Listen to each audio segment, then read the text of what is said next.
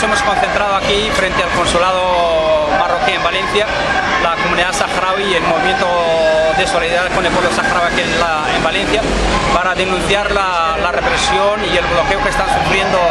el campamento que han montado los saharauis a las afueras de Laayoune. Queremos repudiar y el tiroteo que sufrieron un grupo de saharauis que se iban acercando para entrar al campamento y que han sido tiroteados y que han muerto uno de los jóvenes, y los otros heridos todavía desaparecidos porque están los tienen recluidos en el hospital militar sin poder recibir visitas. Entonces nosotros venimos aquí para denunciar la violación de los derechos humanos que se está cometiendo en los territorios ocupados, a solidarizarnos con esa población que se encuentra en ese campamento llamado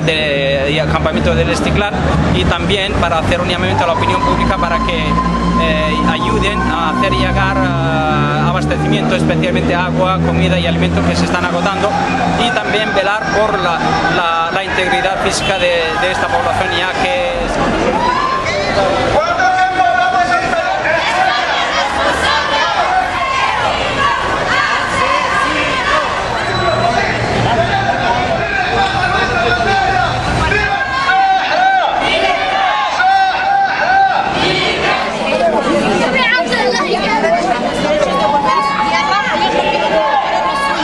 Porque